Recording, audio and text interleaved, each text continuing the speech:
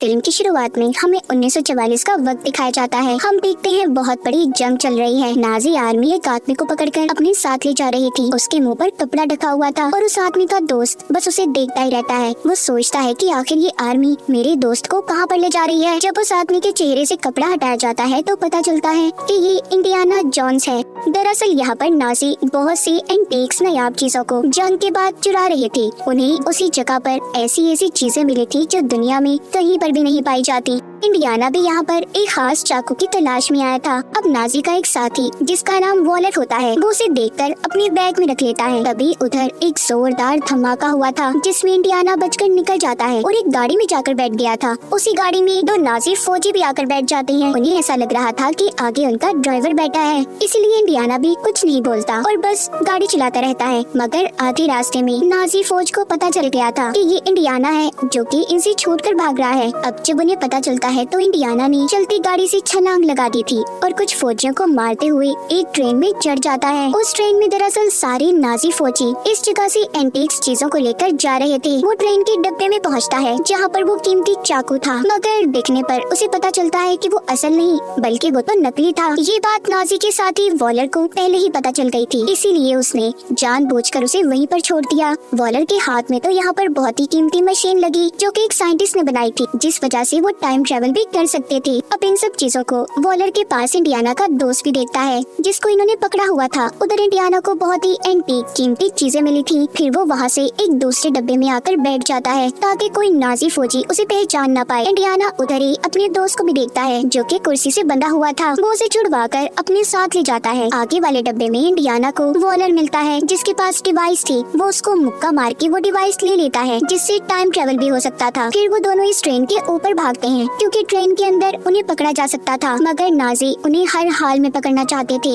इसीलिए वो उस ट्रेन के आगे बम ब्लास्ट कर देते हैं। जब इंडियाना ये देखता है तो अपने दोस्त को लेकर नहर में कूद गया था, इसलिए दोनों बच गए थे। अब इन्हें पता चलता है कि ट्रेन के ऊपर बम नाजियों ने नहीं छोड़ा था, असल में ये काम अमेरिकन का था। अब वो टाइम ट्रेवल डिवाइस भी उनके कब्जे में थी, यानी कि वो डिवाइस इंडियाना को मिल ही नहीं पाई। अब कहानी आती है 1969 में। इंडियाना जोन्स अब बड़े हो गए थे। हमें उनका कॉलेज दिखाया जाता है जहाँ पर वो प्रोफेसर थे जो हिस्ट्री की चीजों के बारे में बताते थे। वो अपने सभी स्टूडेंट से एक सवाल पूछते हैं, सभी स्टूडेंट उनके सवाल का गलत जवाब देते हैं। यहीं पर हेलिना नाम की एक लड़की थी जो इंडियाना के सभी सवालों के सही जवाब देती है, जिसे सुनकर वो बहुत खुश हुए थे। वो यहाँ पर सबको एक साइंटिस्ट का नाम बताते हैं। वो कहते हैं कि वो बहुत सी चीजें बना चुके हैं जैसे कि हथियार और बहुत सी डिवाइसेस जिनसे टाइम ट्रेवल भी हो सकता है। खैर इंडियाना अब कॉलेज से निकल जाते हैं। उनके पीछे हेलिना भी थी और साथ ही हेलिना के पीछे एक CIA एजेंट। एक होटल में बहुत सारे गुंडे हैं, उन्हीं में एक अमेरिकन एजेंट भी था। उधर वॉलर भी होता है जिसको हमने कहानी के शुरू में देखा, जो एंटीक चीजों को चुराना चाहता था। ये अमेरिकन एजेंट वॉलर के लिए ही काम किया करता था। दरअसल वॉलर ने यहाँ पर सबसे अपनी पहचान छुपाई थी कि वो नाजी है। वो यहाँ पर नासा के साथ मिलकर काम किया करता था। सीन शिफ्ट होता है हेलिना और इंडियाना पर। हेलिना इंडियाना को बताती है कि मैं आर्कियोलॉजिस्ट की पढ़ाई कर रही हूँ, यानी कि मुझे तारीख में बहुत सी चीजों को जानने का बहुत शौक है। मैंने बहुत सी चीजों के बारे में गहराई से पढ़ा है।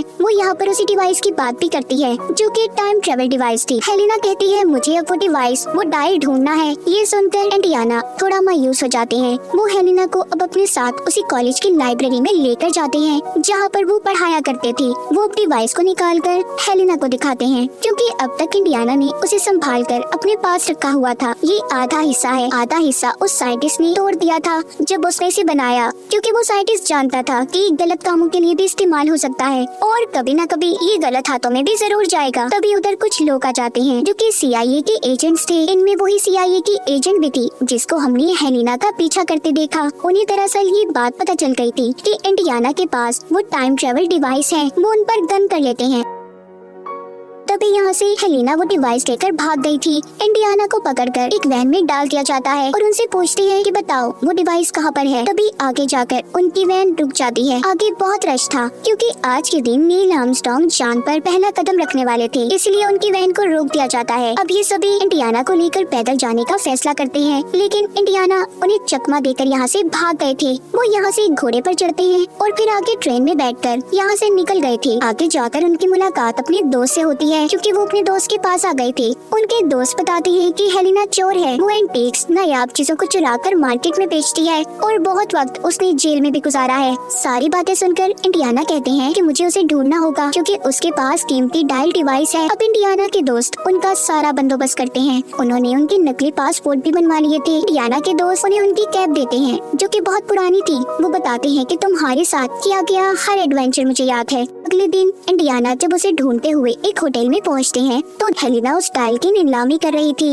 वो जब उसे रोकने के लिए आगे बढ़ते हैं तो उधर ही हेलिना का एक असिस्टेंट उन्हें रोक लेता है जो कि उसका दोस्त भी था। वो हाथ झटकते हुए आगे बढ़ते हैं। वहीं पर इंडियाना वॉलर को भी देखते हैं। उन्होंने उसे पहचान लिया था कि वो नाजी है क्योंकि उन्हें सब कुछ याद था। वो उसे देखकर बोलते हैं, हेलिना तुम इस डायल की नीलामी नहीं कर सकती। तभी यहाँ पर लड़ाई हो जाती है। उस डिवाइस के सभी पीछे थे। आखिर में वो डिवाइस अब हेलिना के हाथ में आती है। वो उसे अपने असिस्टेंट की तरफ फेंकती है। तभी उसके हाथ से वॉलर उस डिवाइस को छीनकर ले जाता है। हेलिना और इंडियाना दोनों भागते हुए बाहर आते हैं मगर तब तक वॉलर वहाँ से जा चुका था। इंडियाना एक ऑटो रिक्शा लेकर उनका पीछा करते हैं मगर वो लोग जा चुके थे। वॉलर दिखाया जाता है जिसको CIA एजेंट बोल रही थी कि तुम जानते हो तुम्हारी वजह से न जाने कितने मासूम लोगों की जान चली गई। यानी कि इंडियाना के पीछे जो CIA के एजेंट पड़े थे वो सभी वॉलर से मिले हुए थे। वॉलर उस एजेंट को मार देता है और ये कहता है कि मैं नाजी हूँ, नाजी था और नाजी ही रहूंगा। यानी कि अब तक वो अपनी असली पहचान छुपाकर यहाँ पर जिंदगी गुजार रहा था। उधर दूसरी तरफ इंडियाना अपने दोस्त के पास जाते हैं जिसके पास शिप था जो कि एक सेलर होता है। वो उसे कहते हैं कि देखो मुझे समंदर के अंदर जाना है, इसके लिए मुझे तुम्हारी मदद की जरूरत है।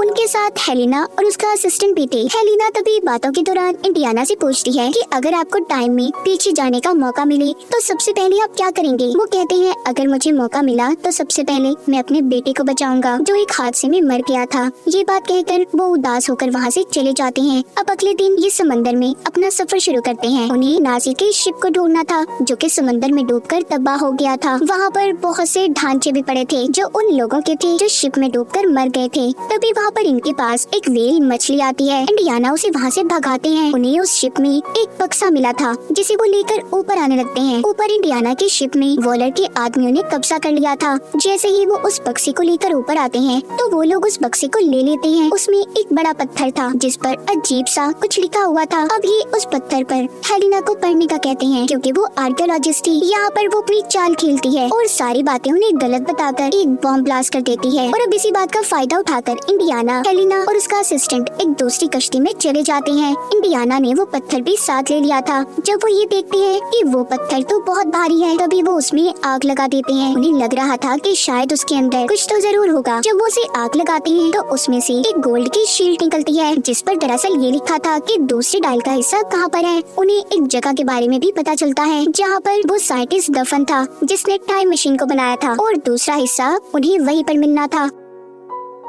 अब ये तीनों उसी जगह पर निकल जाते हैं जहाँ पर पहुँचते ही हेलियाना का असिस्टेंट अगवा हो गया था। इंडियाना को उसकी फिक्र हो रही थी। वो उन लोगों का पीछा भी करने की कोशिश करते हैं मगर नहीं पकड़ पाते। जाते हुए हेलिना इंडियाना को बताती है कि मेरा असिस्टेंट बहुत चालाक है, आप उसकी फिक्र नहीं करें, वो जानता है कि उसे मुसीबत से कैसे निकलना है। अब जब ये दोनों गार में पहुँचते हैं तो उधर पहले ही वॉलर के आदमी मौजूद थे। उस गार में जहरीली गैस छोड़ी गई थी। इंडियाना थोड़ा आगे बढ़ते हैं। उन्हें जो गोल्ड की शील्ड मिली थी उस पर आगे जाने का रास्ता लिखा हुआ था। अब आगे चलते हुए इन्हें गार में एक बहती हुई नदी भी मिलती है जिसको ये लोग पुल से पार करते हैं। इनके पीछे पीछे वॉलर के आदमी भी थे। आगे जाकर इंडियाना और हेलिना को उस साइंटिस्ट का मकबरा नजर आ जाता है। जब ये उस पत्थर को हटाते हैं तो उधर उसका पूरा कंकाल ढांचा पड़ा था। उधर ही नहीं उसी डिवाइस का दूसरा हिस्सा भी मिल गया था जिसे देखकर इंडियाना बहुत खुश थे। हेलिना उधर बनी हुई तस्वीरों को देखती है जो कि आज के जमाने की थी। वहाँ पर एरोप्लेन और घड़ी की तस्वीरें बनी हुई थी जिसे देखकर वो काफी हैरान होती है क्योंकि वो ये सोच रही थी कि उस जमाने में भला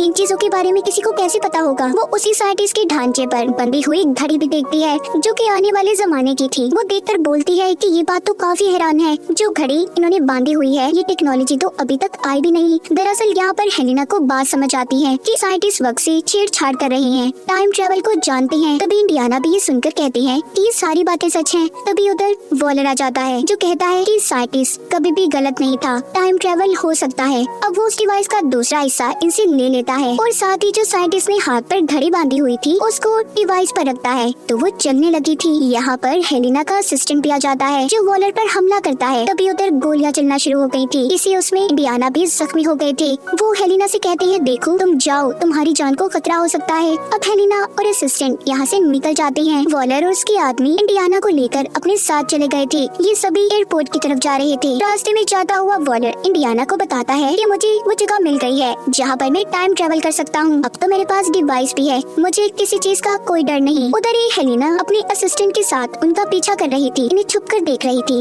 वो अपने असिस्टेंट को एक प्लेन दिखाती है, कहती है उसे देखो, क्या तुम उसे चला लोगी? वो कहता है हाँ मैं कोशिश करूँगा। अब हेलिना एक बाइक की मदद से वॉलर के प्लेन में चढ़ जाती है। उसका असिस्टेंट भी प्लेन लेकर पीछे आ रहा था। वॉलर को वो जगह मिल गई थी जहाँ पर वो टाइम ट्रेवल कर सकता था। हम देखते हैं कि आसमान पर तेज रोशनी होती है और जहाज रोशनी में चला जाता है। पीछे ही हेलिना के असिस्टेंट का प्लेन भी था, यानी कि ये सब टाइम ट्रेवल करके वक्त में पीछे आ गए थे। उनका प्लेन काबू से बाहर हो जाता है क्योंकि जिस वक्त में ये गए थे वहाँ पर जंग चल रही थी और हर तरफ तबाही ही तबाही थी। अब हेलिना उस प्लेन को रोकने की कोशिश करती है मगर वो बेकाबू था, इसीलिए हेलिना भी प्लेन से लटक जाती है। इंडियाना आकर उसे बचाती है मगर तभी दोनों नीचे गिर गए थे। उनका पैराशूट खुल जाता है और दोनों बच जाते हैं। उधर ही हमें वो साइंटिस्ट भी दिखाए जाते हैं जिन्होंने टाइम ट्रेवल मशीन को बनाया था। वो अभी भी बैठे उसे पूरा ही कर रहे थे, यानी कि ये वक्त तो पीछे का था। उस वक्त टाइम ट्रेवल मशीन बनी ही नहीं थी। वो अब उस प्लेन को भी गिरता हुआ देखते हैं जिसमें वॉलर था। वो प्लेन पूरी तरह गिरकर तबाह हो गया था। यहाँ पर साइंटिस्ट आकर वॉलर के हाथ से घड़ी को उतार लेते हैं जो कि उन्होंने